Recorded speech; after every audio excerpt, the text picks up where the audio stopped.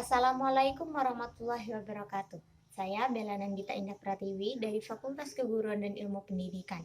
Dari video kali ini, kita akan membahas tentang reboisasi.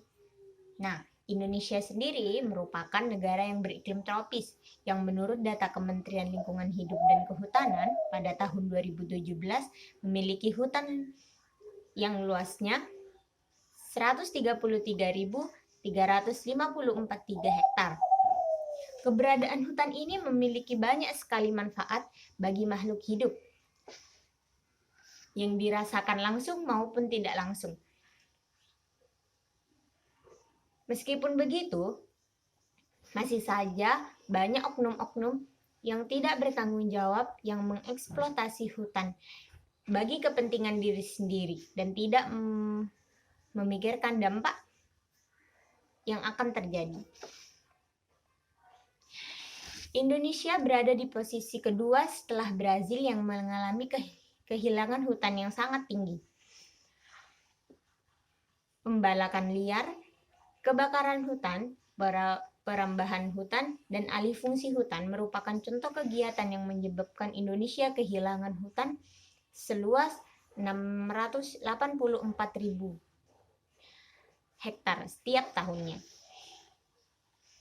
Reboisasi ini merupakan salah satu solusi dari hilangnya hutan di Indonesia dengan melakukan penanaman hutan yang baru pada wilayah-wilayah yang mengalami kehilangan lahan hutan. Nah, pengertian reboisasi sendiri sesuai dengan namanya, reboisasi berasal dari kata re yang berarti kembali.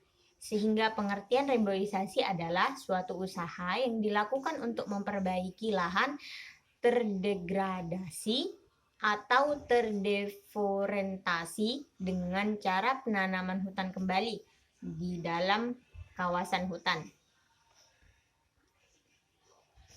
Definisi reboisasi menurut KBBI adalah penanaman kembali hutan yang telah ditebang atau gundul.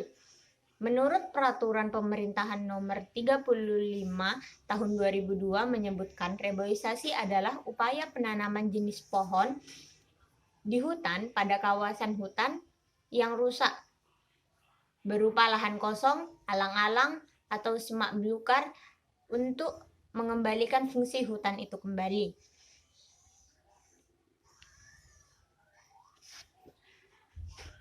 Yang kedua adalah fungsi dan manfaat. Reboisasi.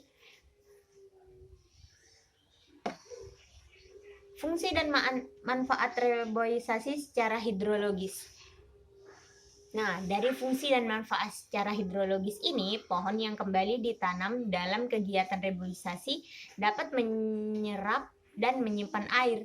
Dengan demikian, melakukan kegiatan penanaman kembali dapat mengakibatkan semakin banyak air yang tersimpan di dalam tanah yang dapat dimanfaatkan oleh makhluk hidup.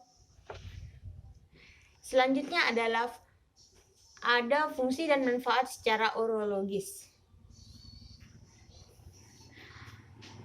Dari fungsi dan manfaat secara orologis, kegiatan penanaman kembali hutan dapat mengembalikan fungsi hutan secara orologis, di mana hutan yang berfungsi sebagai penyaring air yang menyerap ke dalam tanah serta dapat menghambat derasnya laju aliran permukaan. Selanjutnya ada fungsi dan manfaat secara ekologis. Dari fungsi dan manfaat secara ekologis, kegiatan penanaman kembali hutan dapat mengembalikan keseimbangan alam, di mana hutan hasil reboisasi akan merestorasi keanekaragaman hayati yang akan saling bersinergi untuk dapat menciptakan lingkungan yang seimbang juga selaras.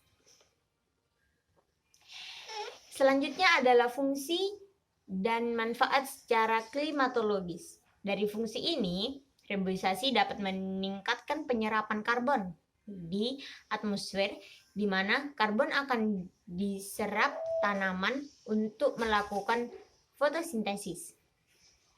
Selanjutnya adalah fungsi dan manfaat secara protektif. Fungsi dan manfaat ini pada pohon yang ditanam akan dapat melindungi makhluk hidup dari angin kencang, tarik matahari, menahan debu, dan gurasan air.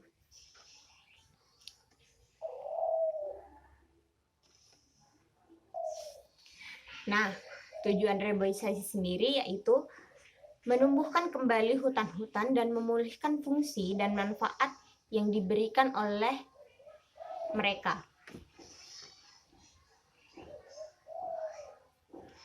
Selain itu, kegiatan ini juga perlu dilakukan untuk meningkatkan tutupan lahan hutan yang akan memberikan manfaat kepada masyarakat sekitar.